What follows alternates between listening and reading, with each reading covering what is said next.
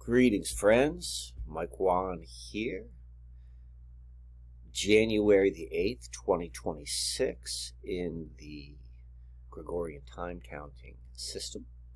And this is the third video in a row I've been making about Nolan and Kubrick in the context of becoming lucid in the dream and disentangled from the matrix.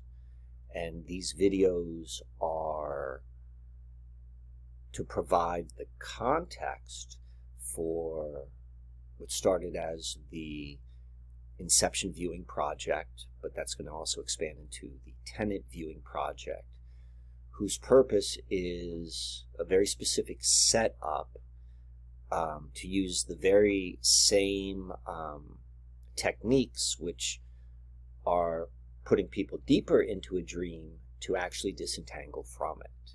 And so if you're interested, if this resonates with you, reach out to me, because I want to do more of these projects. They're small group projects. Only 6 people participate in it. It's all done like over the Zoom. Or I would recommend that you would get the Grounding Consciousness course, which is also the whose purpose is to disentangle, to become lucid in the dream, and to be able to disentangle all of this subconscious stuff of where things are mushed up together. So anyway, so if you're interested, reach out to me, go to Gumroad, and that could be a step, the next step for you if you want to go deeper. But if this is all you're doing, well then, this is going to be a good one. Hold on to your seats. So 2 videos before this one, I introduced the concept of the Stanley Rubik Cube and the Nolan Square. Go back and watch that if you haven't seen it, because this is building upon those observations, for lack of a better word. And the purpose of all of this is to recognize that this is all of these things I'm going to be pointing out. They are in the backdrop of the reality which is being presented all along. And I'm just pointing out what is there. And that includes Hollywood. I mean, right here is a picture of a slide of a bunch of pictures side by sides of Hollywood actors and actresses who look just like other Hollywood actors and actresses. And, this isn't really hidden. I think I got all these images from like a mainstream Hollywood website. But somehow people have to go and make sense of this. This is what I mean by disentangling. Like, whatever the reason is for this, because there's a variety of reasons, right? Or a variety of explanations, whether you could say, oh, well, Hollywood casting actor or directors are looking for people that look alike because, it's best for all of Hollywood, or these are clones, or, there's a whole stretch of possible explanations for it. But the truth is, you don't know and I don't know.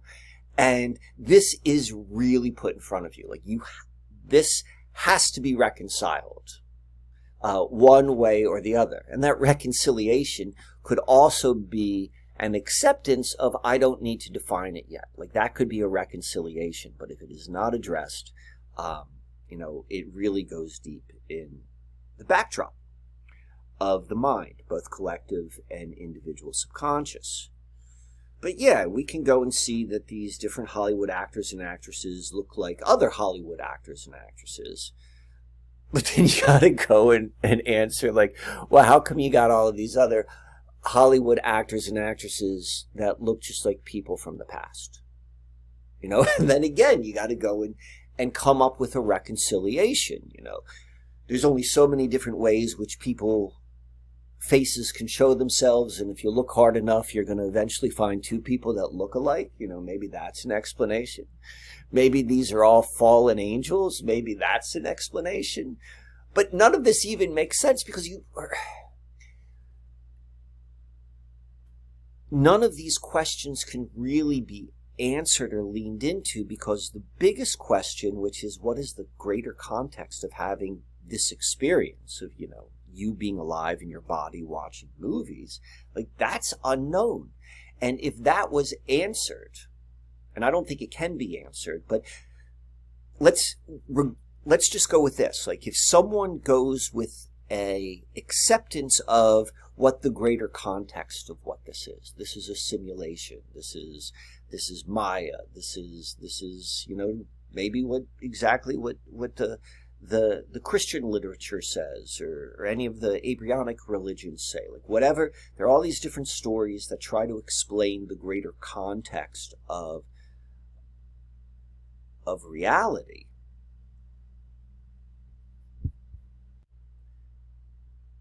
If one chooses to lean into an explanation of that, they are then committing themselves to a dream along those lines. They will act as if and in accordance to whatever their accepted story is. There are no rules here. You can do whatever you want. But I'm suggesting that if one can hold both a clarity of what's all around you, like all of this like weird stuff, without the necessity to explain it, like to be able to hold it in that superposition of like it could be this or that and I don't need to answer it. This is where this disentangling becomes possible, because you're not going from one knot to another. You're just untying the strands. So the question which I have, we know that this is true. This stuff is true about the Hollywood actors, that there's unexplainable weird stuff going on. If that's true about actors, what about directors? And then specifically, we're going to be talking about Christopher Nolan. Is he a real person? Like, is he someone who is like, what you see is what you get. All the Hollywood stories and explanations of like, this was his life. He was a regular guy and he's got like, he was raised and he's got like all of the sort of things which all the other regular people have with their inner world. But he just happened to be like a really successful filmmaker. And these are all the experiences that led him to become just a regular person who's in Hollywood. Like, maybe that's true. Maybe he's a made-up character. Maybe he's a made-up character like some of these made-up characters. Maybe something in between. The truth is, I don't know. I've never met Christopher Nolan. And I can understand, or I could see that it could make sense in terms of looking at quote-unquote Christopher Nolan from these perspectives, that it can make sense. But I'm not going to go down any of those specific, like this is what's going on. I'm recognizing that all of those are certainly in play. And for now, I'm treating Christopher Nolan as a brand. No different than Ralph Lauren is a brand, or Richard Branson is a brand. And that being said, there's still certain things we have to keep in mind. Like, this is true. I did this 2 videos ago. Like, Christopher Nolan really did do a movie called Tenet. And in the movie Tenet, there really is lots of references to the Seder Square. And the Seder Square really is some strange, mysterious thing in the overall dream. And in the movie Tenet, the purpose is really to go after an algorithm. That's what it's called, the algorithm. And it's really true that if you treat the Seder Square as an algorithm, or a set of directions on how to lay something out, and if you follow the Seder Square algorithm, utilizing the word Tenet, but you put in Nolan, like, it makes sense. Like, that's really true. Like, that really happened. Somehow you got to make sense of that. And, it's covered before. Like, this really happened. Like, this hotel looks just like that. This was a movie from 1968 that takes place, that came which is called 2001. And then in 2001, this pops up, right where the world changed. And, this is true. This is from Inception. And this is from, the events of 9/11. And, this is Inception. And this is a picture of 9/11. And, these were the images that were put out after 9/11 in the mainstream TV to envision what happened in the Pentagon. And this was really filmed in the movie's Inception. This is from the movie Inception. This is really the Pentagon that was hit. This is, this is all actual. Like, this really is happening. We're not trying to explain why it's happening. We're recognizing that it's there. And that is the setup for where we're going today. And we're going to begin with this. Nolan, Kubrick, London, Hughes, and Evanston, Illinois. So I covered this in another video, the Nolan and Kubrick in time. And so the story which we are given, it happened, I suppose, is that in April 1998, Nolan released his first movie called Following. It was self-financed. It says that it had a $6,000 budget. I'm assuming that's self-financed. And then, what is to follow? Then a year later, Kubrick dies. Then 4 months later, his final film is released. And then 4 months after that, Nolan's first, big budget Hollywood film begins filming. And then September, 1 year before the events of 9/11, his first film is released. So this is kind of how Nolan and Kubrick overlap in time. And now we're going to see how Nolan and Kubrick overlap in space. So all of the locations which I'm going to be using is given to me from, the system. It's given to me from Wikipedia, where Wikipedia tells me the official brand story. And we got Kubrick here. And this is like where he lived, his child Wickbury Manor. And then also where he filmed 2001 Space Odyssey. And then we go and we look at what's told about Nolan. And we can see like where he was raised, where he grew up, where he went to school, where he went to college. And this is also tells us where he shot where he shot Inception. And we're just going to map all of these. And all these locations are in the greater London area. And yeah, like London's a huge city. There's like 10 million people there, like in the greater London area. It's one of the larger population centers on Earth.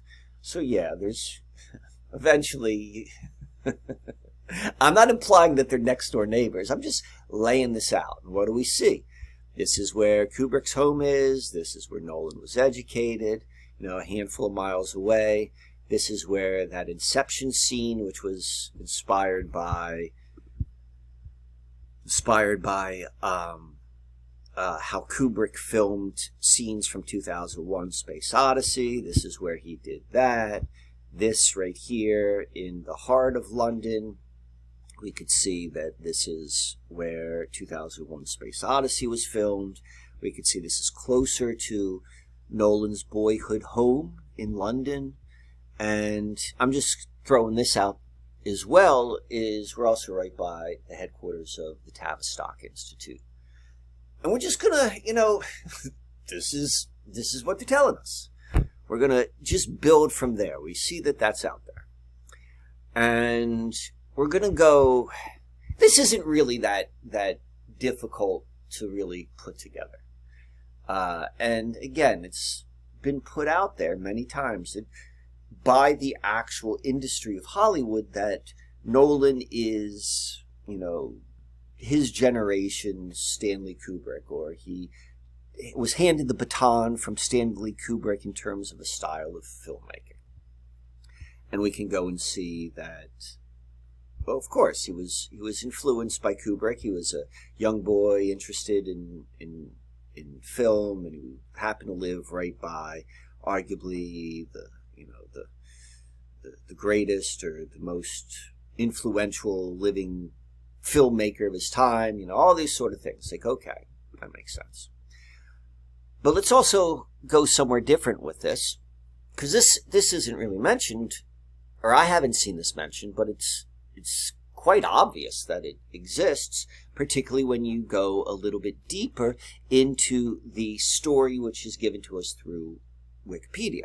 And so this is Christopher Nolan.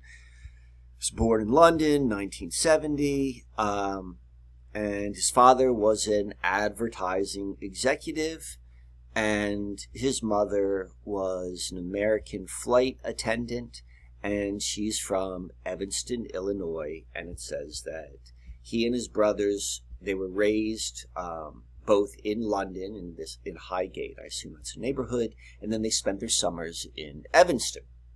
So this is where it gets real kind of, we'll go a layer deeper. So John Hughes, he was an American director, producer, and screenwriter. He is best known for 16 Candles, The Breakfast Club, Weird Science, Ferris Bueller's Day Off, Trains, Planes, and Automobile, Home Alone. Like, you're probably familiar with John Hughes. John Hughes is, in many ways, let's say, the antithesis of Stanley Kubrick. They both were directors, more or less, or they had some overlap in time. The 80s and the 90s, that's where their filmography overlapped, but they're thought of as very different. Like Kubrick films have a certain quality, and the Hughes films have a different quality. And particularly for Gen Xers, like the Hughes films are immensely significant in terms of both shaping and cataloging the experience of growing up during the 80s. And John Hughes has a deep connection to Evanston, Illinois, the same place where Christopher Nolan, spent his summers growing up. So his connection is he used it and the surrounding North Shore suburbs as the primary backdrop for many of his iconic films.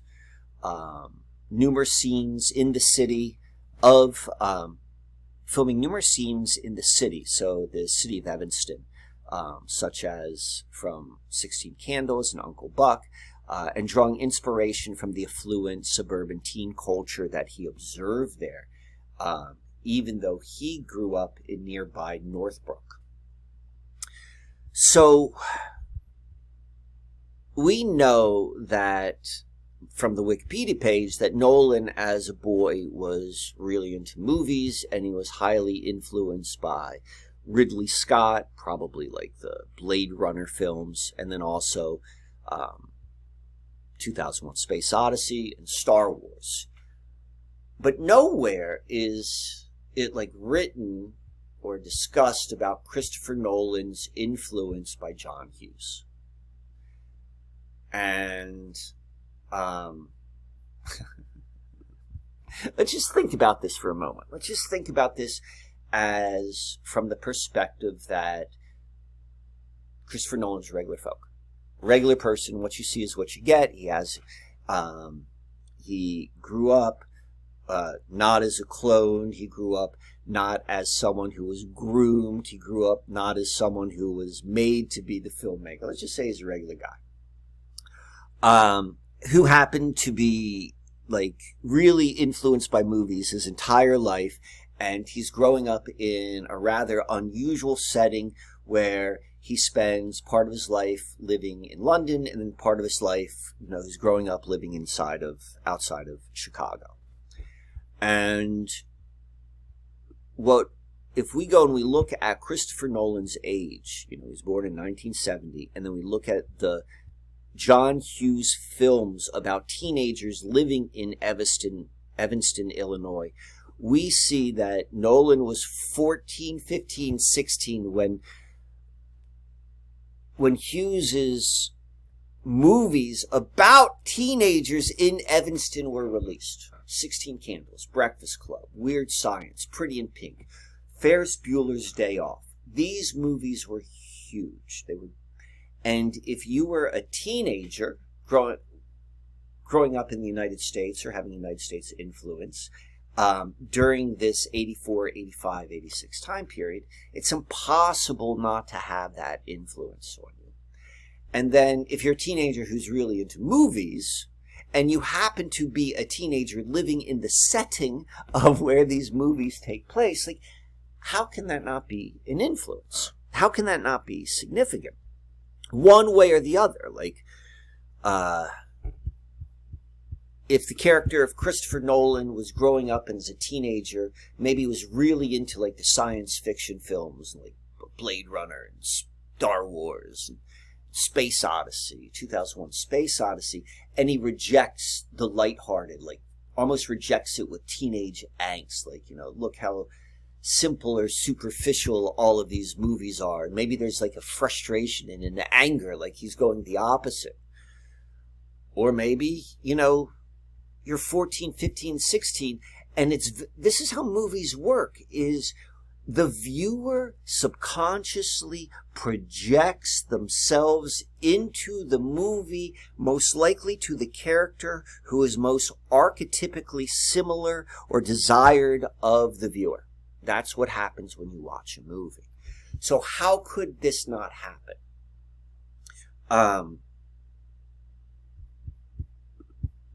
And nowhere, so I mean, somewhere there has to be some sort of flavor.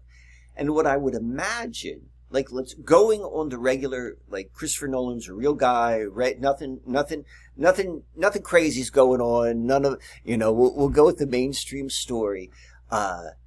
He is a student of the filmmaking process, and obviously, like, was really influenced by Stanley Kubrick, and he pays honor to Stanley Kubrick in so many of his films. As a filmmaker, of course he's going to go and look at John Hughes films, like the influence which John Hughes films has. And on a quick side note, I mean, I'm assuming you're somewhat familiar with John Hughes films. Like, John Hughes films are fucked up. They're fucked up because they're presented that they're not fucked up. Like Home Alone, the vacation films, like those in most particular, like, some of his movies are like kind of like teenage outcasts. That could be like Breakfast Club and maybe 16 Candles, or maybe Pretty in Pink. But then the other movies, the Home Alone, the Uncle Bucks, the Vacations, are really about, that are presented, those films that are presented in comedy are showing immensely dysfunctional human beings in a slapstick setting. So the entire time the viewer is watching it, thinking they're being entertained, and yes, there is a sentimental, like, closure into it, but the viewer goes through the film and watches, like, horrible things, like, the story of Kevin in Home Alone, of being left by his family, and then the burglars and all of that. Like, that's trauma. Or what Clark Griswold, the father from Vacation, like, he is proto Homer Simpson. And, like, all of these stories were presented in something that is, like, plausible in a slapstick way. That is, and it's like, and particularly, Christmas Vacation, Home Alone, they are tied to the overall American dream story of what Christmas time and family is. Like these are deep psychological sort of experiences which the viewer goes through, and they think that they're watching something fun, but they're actually watching something which is rather traumatic. Like, that's nuts. Okay? That exists, right? This is part of the Christopher Nolan story. So I mentioned this in the beginning, is this correlation to Nolan's boyhood home and Tavistock. And the Tavistock Institute is another one of these dream making, if not the dream making, pop culture device. Like, the Tavistock Institute is a real organization, and they tell you what they're about. And if you're familiar with conspiracy world, you probably are very aware that Tavistock is credited for many of the major pop cultural, psyops. The most famous being the Beatles is, said to be a Tavistock product, and it makes sense to me. But I don't know for certain. I just know that these are the stories that I'm presented. But if we go down that line of Tavistock doing that, and if we go and we use the Beatles as our first point of reference, and the Beatles as a pop cultural phenom, and this is part of the Tavistock conspiracy with the Beatles, is the music of the Beatles was really designed or composed by, I can't remember the guy's name, I think it's Thomas, last name beginning with an A, was a real master of both composing music and then understanding music's influence on psychological and emotional states. The Beatles have been around, regardless of your personal opinion, their music has been around now and is still relatively current. There are teenagers all over the world right now who hear the Beatles for the first time, and the music speaks to them. That's what I mean, it's still current. It's good. Tavistock is good. I would suggest that almost any of the popular culture entities that have come out of the UK that have taken root worldwide, whether that be The Office or American Idol or Simon Cowell or Ricky Gervais, I'm going to suggest these are all Tavistock sort of stuff. It fits because they're so friggin' good. But I want to go a little bit deeper into Tavistock. This is from their own organization, or from their own website, their own storytelling. Following its foundation, the Tavistock Clinic developed, so this is actually Wikipedia, but Wikipedia is going to be set by Tavistock. Following its foundation, the Tavistock Clinic developed a focus on preventive psychiatry, expertise in group relations, including Army officer selection, social psychiatry, and action research. What the fuck's action research? There was an openness to different streams of research and thought, as, for instance, the famous series of lectures given by Carl Jung. So now Jung psychology is linked in, an understanding of Jung psychology is linked into whatever the Tavistock Institute does. And we could also see that people who came to it includes H.G. Wells, if you're familiar with, the Fabian Society and the Wolf in Sheep's Clothing, and H.G. Wells as an individual, a storyteller, who did what is that, The Time Machine and all of the other H.G. Wells films or stories. We can see a consistency, and the consistency connected to the Tavistock, and we see that Tavistock was embracing, and this is just one example of, the theories put forth by Carl Jung. And when we start thinking about Carl Jung, and his understanding of dreaming and his understanding of the development of, the individual and the psyche and the shadow and all this sort of stuff, what I'm pointing out to you right here, this is just straight up Jungian understanding. Whether or not, how this fits into the Nolan experience of the individual known as Nolan, or the character we call Christopher Nolan, this overlap, which is really, really, it's just two layers beneath the surface. It's not hard to put this together, that Christopher Nolan grew up in the town of John Hughes's movies, and was the age, more or less, of the characters of the movies when it came out. That's Jungian. So we're putting that out. I also want to put this out. The Tavistock Institute offers research consultancy, project evaluation work, and professional development programs based on unique methodologies drawn from social sciences and applied psychology. Methods include system psychodynamics, complexity theory, theory of change, and social dreaming. The main method is experiential learning, learning through experience. This is what Hollywood is. This is what is expressed in Inception. You know, this is where Christopher Nolan is said to be raised. This is where 2001 Space Odyssey was filmed. You know, I'm not fully committing to the explanation that all of this is related, because if I am, I'm going to fully commit to that this is what's going on. And yes, the things I'm pointing out are factual truths. I mean, at the very least, they're factual truths which were put out on the internet. I know that for certain. And there is an assumption that it was put out on the internet because it actually happened in reality. I'm just holding in acceptance that this is what we got. This is what we're working with.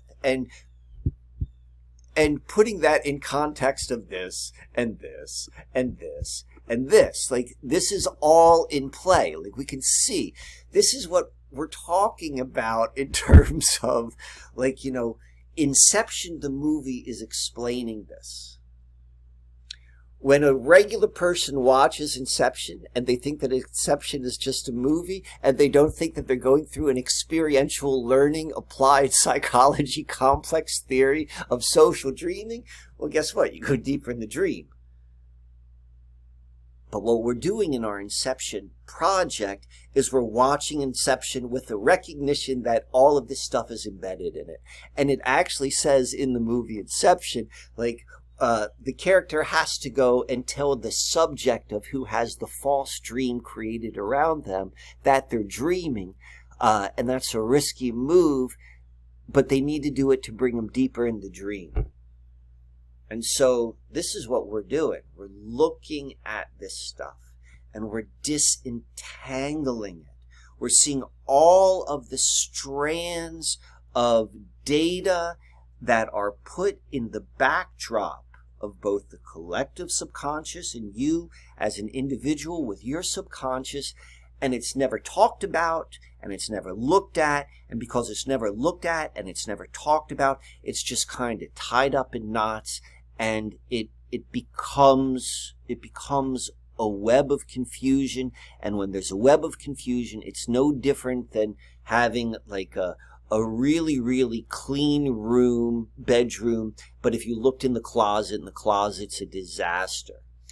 That disaster is chaos of the stuff which is meant to be hidden, and that is in the collective consciousness with all of this stuff I'm pointing out. Like, it's really there. No one talks about it, but it's aware on a certain subconscious level, and it's tucked away in the closet, and we are going through it.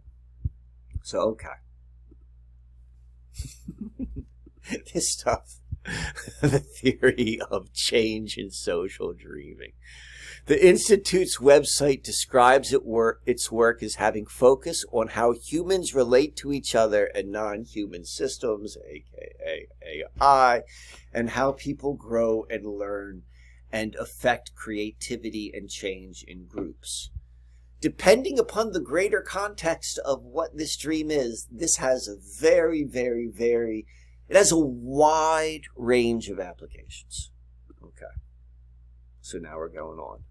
Tenet, Norway, Norway Spiral, the filming of Inception. Like, I'm aware of the number of views which these videos get. I'm aware of the numbers which are shown on YouTube.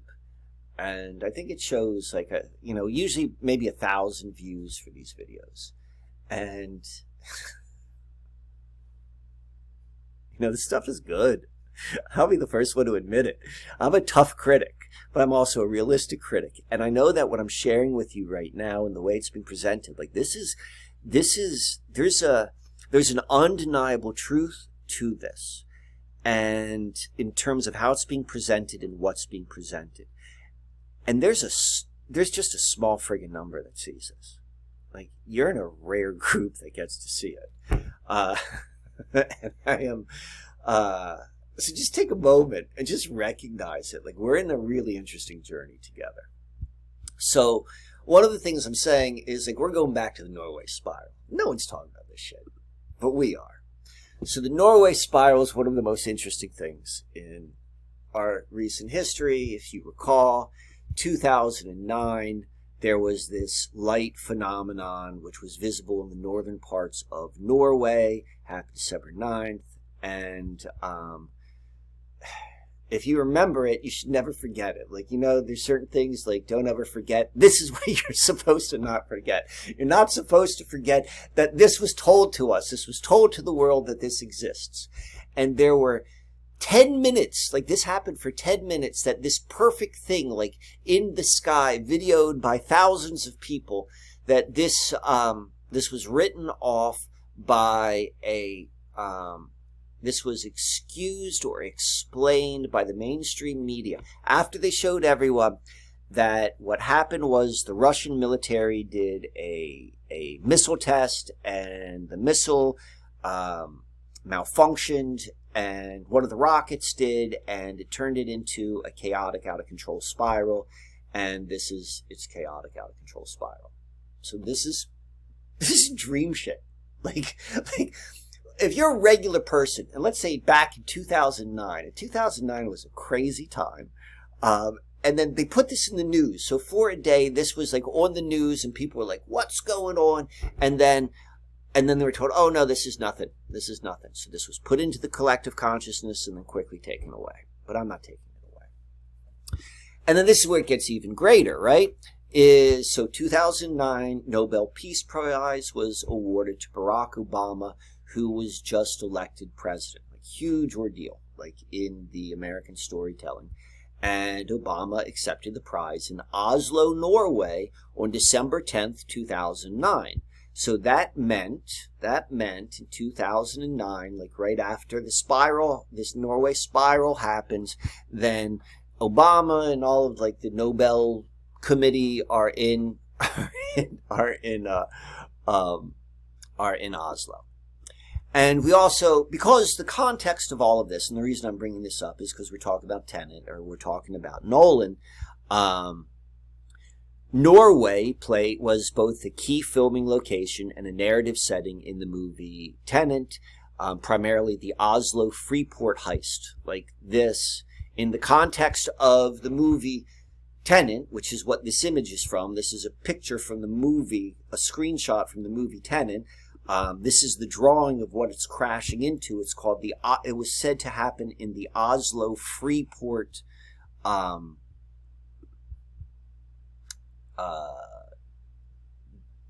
airport. This is the context of the film. Like, this is Oslo. So we see that there's a connection of Oslo and Norway to Christopher Nolan. Like, I've brought that up before. I'm not the only one who's ever done that. But now, this is great. All right, are you ready? Because we're putting this into context. I had a slide in another video where I did this grid, upward, downward, left, and right, where we see that Tenet and Inception as movies should be, if taken together, we can look at Tenet deals with forward and backwards in time, and Inception deals with going up and down in different layers of the dream. And together, like, that covers a whole bunch of different space, if you will, between Tenet and Inception. So now let's go here. Inception was filmed at Fortress Mountain Resort. Fortress Mountain, that's a great name. Iron Mountain. We could go down so many different things on this, but we're gonna show restraint. It was filmed in late November and therefore probably early December in 2009. So this is when Inception was filmed in Alberta, Canada, capturing the snowy fortress-like dream sequences for the film's deepest dream level. So this overlaps. I don't actually give you the dates for this, but we can see that there's an overlap. We also see that they want to spell out that Obama gave a 36-minute speech. So let's go a little bit deeper into this. So again, Inception was filmed in the Fortress Mountain Resort. The final phase of principal photography took place in Alberta in late November 2009. And if you're familiar with the movie, if you remember it, there's there's a action adventure ski scene, and it says right here, the ski chase sequence was inspired by Nolan's favorite James Bond film, On Her Majesty's Secret Service. And so again, we see this a lot in the Nolan films, and you see this in a lot of people's films, and sometimes they're called Easter eggs, just like these backdrop inspirations of a contemporary film based upon earlier film. For whatever reason, that happens, and we see that this Fortress Mountain scene connects to James Bond, and that does make sense in the context of Hollywood movies. But keep in mind, in the last video, we saw that in Q-Tel, remember in Q-Tel, the Tenant, the George Tenant CIA director's venture capital firm came up with their name because it was a play on a character from James Bond. I mean, this is where we're beginning to see the interwovenness of how these false dreams are created. So James Bond is based upon 007, John D. This was written about by Ian Fleming, who was OSS, MI6, probably Tavistock. It all connects. Was there a real John D? Was it John D. Rockefeller? It's so friggin' nuts. But we can see this closed loop. So we see that here. But that's not where I'm going. That's not where I'm going with this Fortress Mountain. So Fortress Mountain, it's a place. It's a real thing. It was a ski resort, and it's in Alberta, Canada. So let's go look at this. This is where Fortress Mountain is.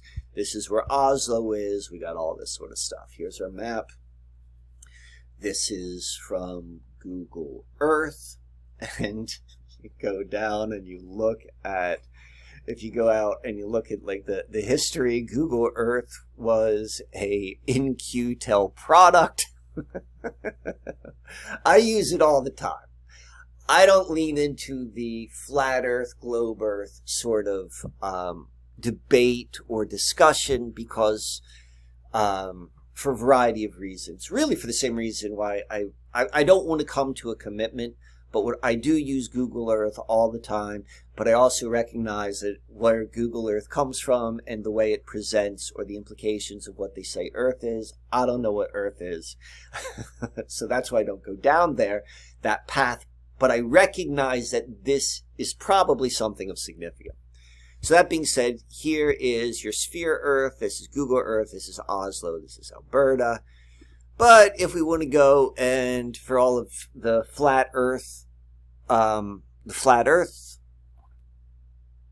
investigators, people who are familiar with that sort of understanding of what we have, this is the 1892 flat Earth map, which is often cited. And now let's go look at Alberta and Norway. So this is where it was said. This is the Scandinavian peninsula, and it was said that the Norway spiral was visible throughout Sweden and Norway and probably Finland, but in the northern regions. So not down here. This is where Oslo is. So right up here. Now we got Alberta. We can see that. This is Greenland. At the recording of this video. This is what I'm talking about, the craziness. The United States wants to take over Greenland. Right here, this is Minneapolis. Just yesterday, Minneapolis came back on the scene. Look what I said about Minneapolis in the Charlie Kirk videos. But anyway, So we've got this right here. So actually, we could go and realize that Oslo and Alberta are at least theoretically much, much closer to one another. All right. So one of the things which is put out there all the time, the story which is put out is Kubrick. So the same is true about Kubrick as what I'm saying about Nolan. Like, is he a character? Is he real? Is he was he given to the dreaming public? Was he used by the machine? I don't know. We just know what has been presented to us. And from the perspective of the Stanley Kubrick faked the moon landing narrative, which is, it makes a lot of sense. That seems more accurate than less accurate to me. The way it was done was during the filming of 2001 Space Odyssey at, where are we? At this location here, which is this picture here. Kubrick did two things simultaneously. He filmed 2001 Space Odyssey, where he was also able to film the footage which was used for the lunar landing. And by doing two things at once, the first thing acted as a cover for the second thing. And so, just because it's a funny world we live in, wouldn't it be interesting that in the future, that this, whatever the Norway spiral is, it will turn out maybe this Norway spiral will end up looking as ridiculously fake as the in the future as the lunar filmage from that was released in the late 1960s looks to the modern eye. Maybe this will look to the future eye, and all these folks will come to the conclusion, and the evidence is going to suggest that actually when Nolan and crew were here in Alberta, they were doing something on whatever this is right here and able to project that in the sky. Maybe they were the fakers of that. Wouldn't that be fun? Or even more possible, or another possible explanation, is that Nolan was filming the backdrop of whatever the Norway spiral was as it was occurring. I don't know. I'm just putting out there that this is in this public record, and this, as we are disentangling, we're just seeing all this stuff out there. We've got no full conclusions. Maybe we're looking at probabilities. We're looking at all of this stuff, but we're never forgetting the greatest context of what the hell is all of this is unknown. All right, what's my final thing? Okay, so this is the last thing. So about this, because I've got one more section to cover. So I'm filming this. It's and as I said, there's weird stuff going on right now as I'm filming this. There's a story right now in Minneapolis. There's talking of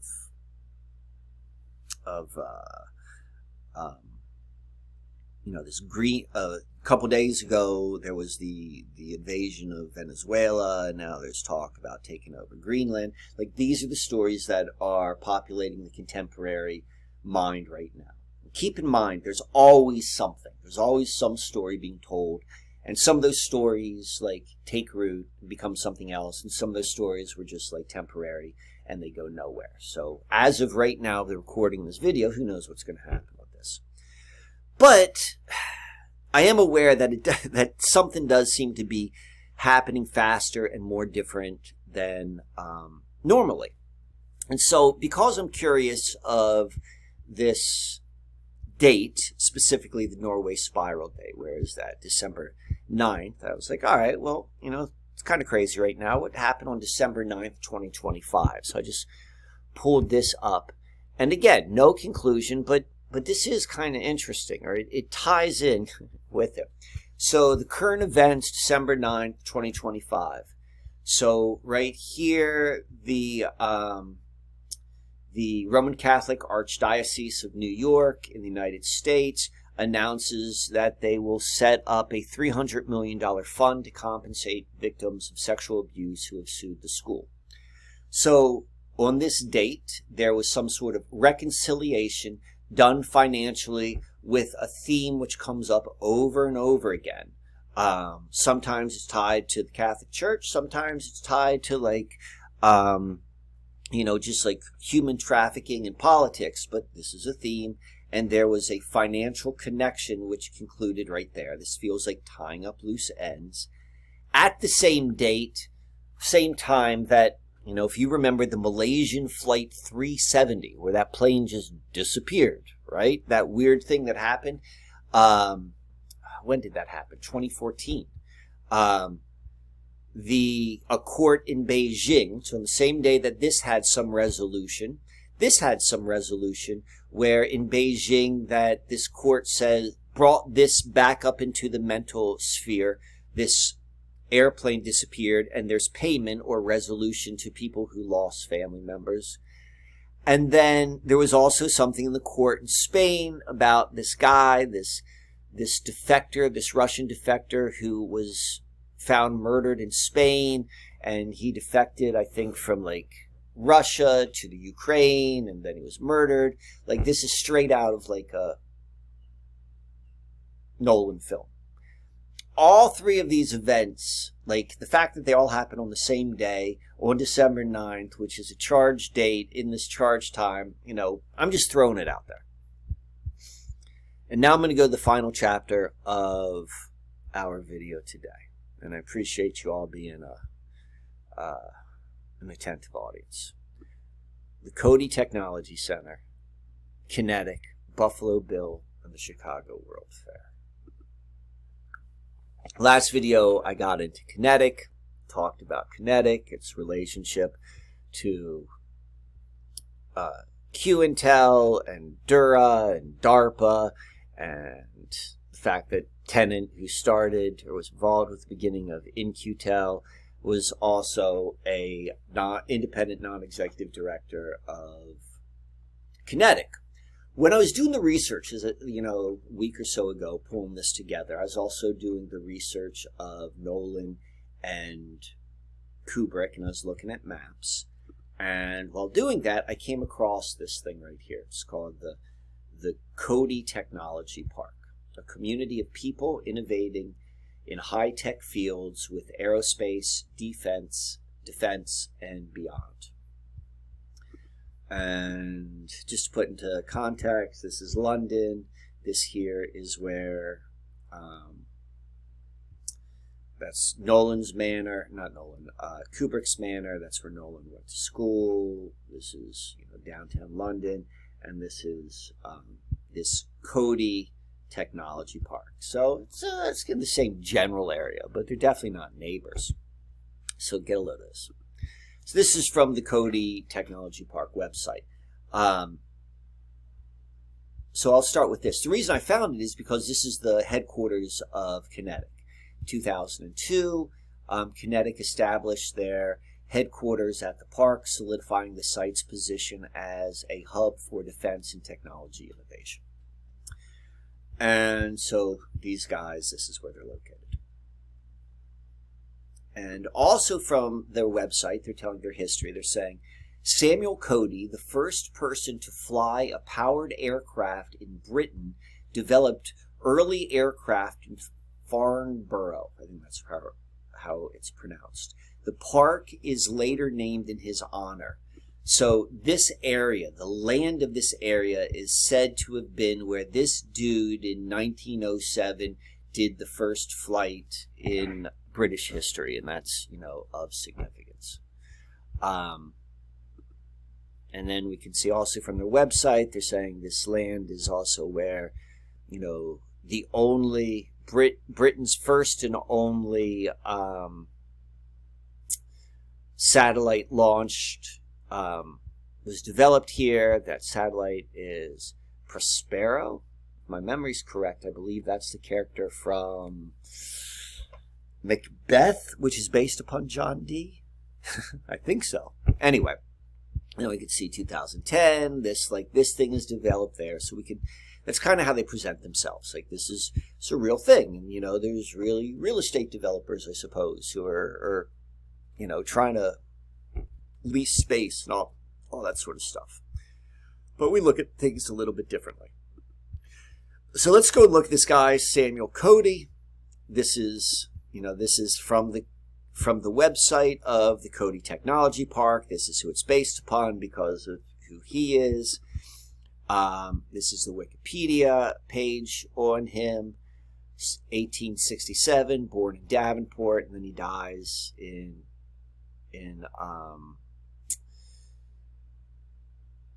1913 in Farnborough, which becomes Cody Technology Park. Here's a different story about the real Sam Cody. You could see they look like the same guy. 100 years ago, an American cowboy made history in the fields of North Hampshire, taking off for the first powered flight in the UK. Samuel Cody's first flight was just one landmark in a remarkable life. And if you go and you look at the Wikipedia page and then also, this website right here, they make it very, very clear that Samuel Cody is not Buffalo Bill. So this is Sam Cody, a flamboyant showman. He is often confused with Buffalo Bill Cody, whose surname he took when he was young. And then this one says right here, when he arrived in Europe in 1890, he claimed to be the son of Buffalo Bill Cody, who had already been popular, who popularized Wild West shows, playing on the public's fascination with the American West. And so if you go deeper into it, this article, it's very clear that Cody played upon the idea that he was related to Buffalo Bill, but none of that is true. So it's very clear about that. But then when you go and you look at, this is in contemporary times, so all of that was supposedly late 1800s, early 1900s. Time magazine, this is a picture of Buffalo Bill, and here you go right here. And then this is Samuel Cody from Wikipedia. And it's very, very clear. These are not the same friggin' people. These are not the same friggin' people. So here's a picture of Samuel Cody from the Cody Technology Center. And then here's just another picture of Buffalo Bill Cody. And again, these are not the same people. These are not the same people. Here's another picture of Buffalo Bill. This is Sam Cody. These are not the same people. Where have we seen this before, my friends?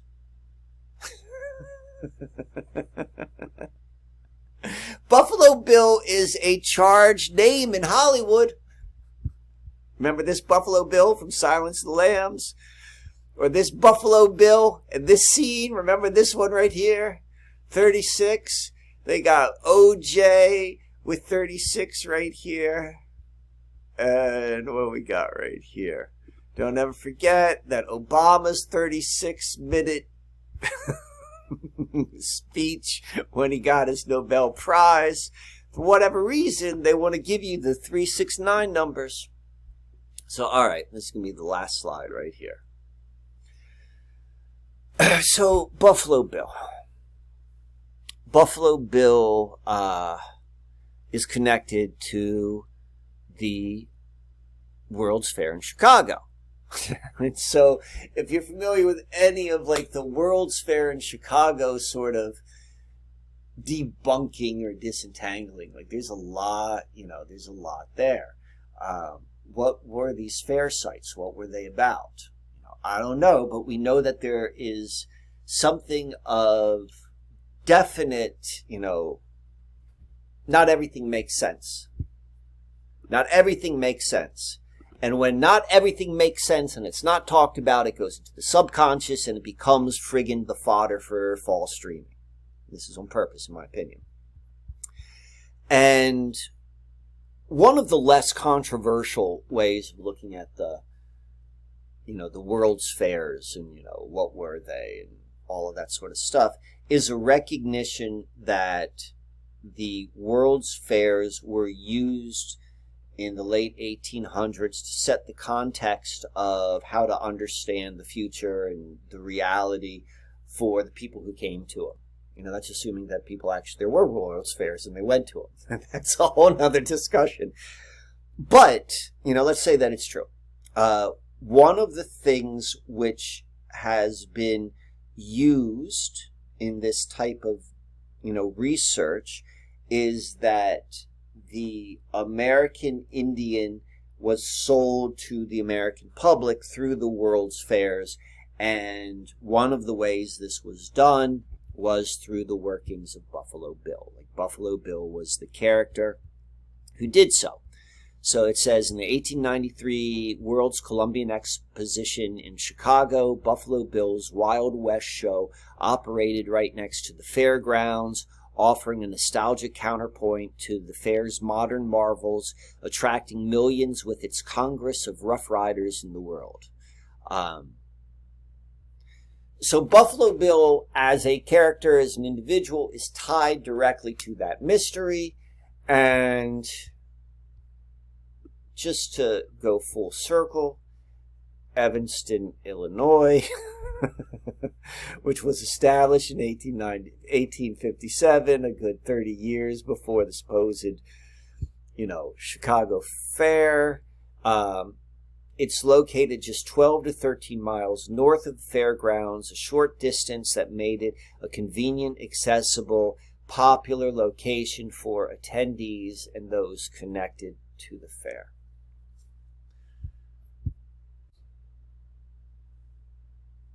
So that's it, friends. That's this video. Hopefully, in the context together of all of the other Nolan sort of stuff, it will be evident, or, we could see that there's seemingly something there. And the purpose of this is not to look at this, to have one more piece of conspiratory entertainment,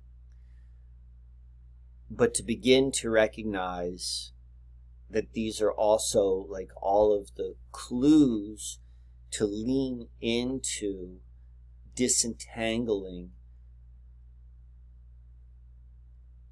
this strange collective dream from the false dream reality, as the next false dream is seemingly coming up really friggin' fast, whether you want to go and define that to technology or possibly something geopolitically.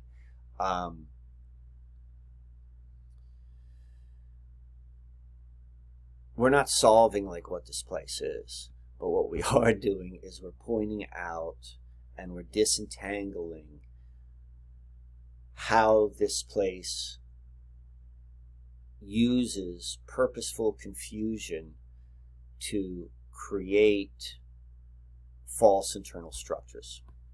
So I hope that I hear from you guys and we move forward into the next iterations of the Inception Viewing Project and the beginnings of the Tenet Viewing Project. So that happens. My name is mkwann, and